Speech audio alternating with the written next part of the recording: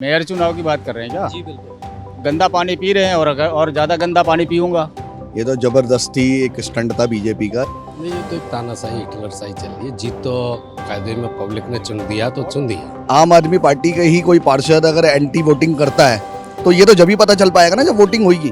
बिजली का बिल माफ है, डबल बिल आ रहा है। दिल्ली में एमसीडी चुनाव 22 फरवरी को होने हैं और ऐसे में कयास लगाए जा रहे हैं कि मनोनीत सदस्यों की उपस्थिति ना होने से ये चुनाव एक तरफा हो गया है।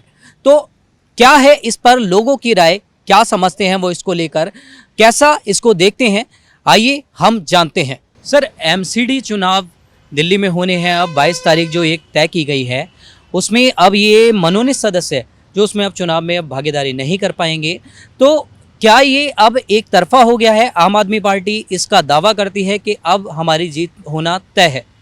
तो मेयर चुनाव की बात कर रहे हैं क्या? जी बिल्कुल। गंदा पानी पी रहे हैं और ज़्यादा गंदा पानी पीऊंगा। बस बिजली का बिल माफ है, डबल बिल आ रहा है। डबल बिल आ रहा है, इससे ज़्यादा क्या कहूँ। चुनाव एकदम एक नंबर का हुआ है। क्यों नहीं हुआ एक तरफा? एक तरफा कैसा हो गया?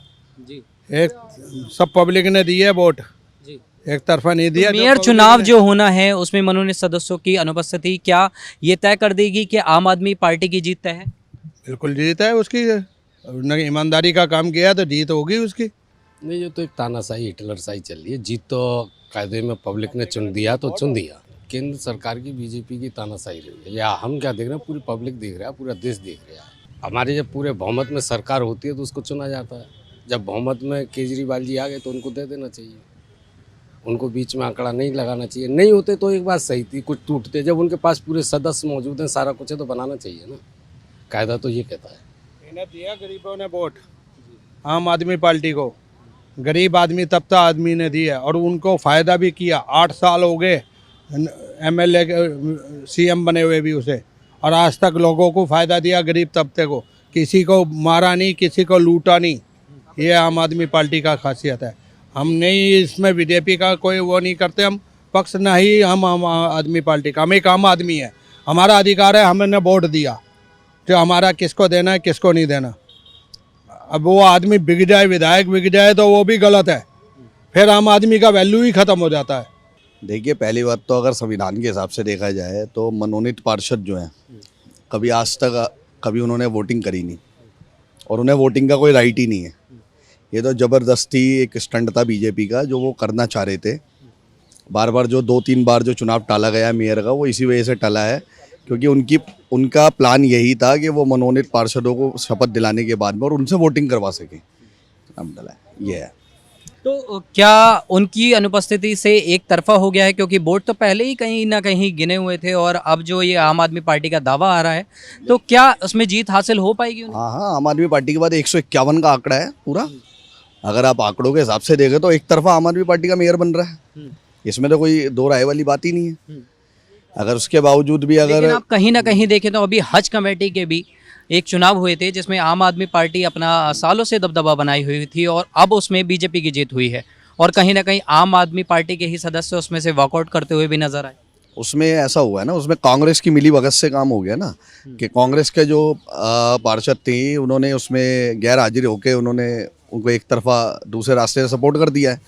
लेकिन इसमें ऐसा नहीं है, इसमें कोई कांग्रेस के जो 9 पार्षद हैं उनके कोई सपोर्ट की ज़रूरत नहीं है। आम आदमी पार्टी के बाद 151 का आंकड़ा अपना पर्सनल है। जो उनके राज्यसभा सांसद हैं और जो उनके 10 विधायक जो हैं उन्हें लगाकर और उनके जो अपने पार्षद हैं उन्हें लगा के 151 का आंकड़े पूरे, उन्हें किसी की ज़रूरत नहीं है। अब इसमें तो मेयर के अगर वोटिंग के अंदर अगर कांग्रेस वॉकआउट भी करती है तो भी कोई फ़र्क नहीं पड़ता। तो ये जो एक जो चुनाव होता है और इसमें जो आपके जो जिसको भी आप वोट देते हैं वो कहीं ना कहीं हिडन होता है और वो उजागर नहीं किया जाता। तो अगर इनके ही खुद के वोट ना मिल पाए फिर? हाँ, देखो ये बात अलग है कि उनके खुद के वोट नहीं मिल पाए, वो तो जब ही पता चलेगा ना जब वोटिंग होगी। लेकिन अभी तो सबसे बड़ा सवाल तो पूरी दिल्ली की जनता के लिए, क्या ये मुद्दा आज के टाइम में पूरे देश की जनता के लिए बन चुका है कि मेयर चुनाव को बीजेपी ने इतना सीरियस ले लिया है कि वो वोटिंग ही नहीं होने दे रही। और एलजी साहब जो है, साहब सभी को पता चल गया है कि संविधान के खिलाफ जाके एलजी साहब जो है वो एक निष्पक्ष काम नहीं कर रहे, वो एक बीजेपी के एक पपेट की तरह काम कर रहे हैं।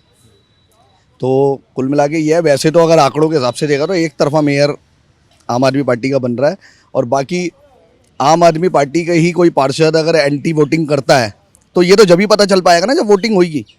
अब ये तो वोटिंग होने के बाद ही सब क्लियर हो पाएगा। जैसा कि आपने देखा कि यहाँ पर लोगों का साफ तौर पर कहना है कि बीजेपी हो या आम आदमी पार्टी हो, चुनाव जो है निष्पक्ष होना चाहिए और आम आदमी पार्टी की जीत होना लगभग तय है और होनी भी चाहिए, क्योंकि उन्हें लोगों ने वोट देकर बहुमत से जिताया है। आपकी क्या है इस पर राय, हमें कमेंट कर ज़रूर बताएं। कैमरामैन पंचानन के साथ नवदीप शर्मा की रिपोर्ट, दिल्ली। आप देख रहे हैं सौगंध टीवी, सौगंध वतन की।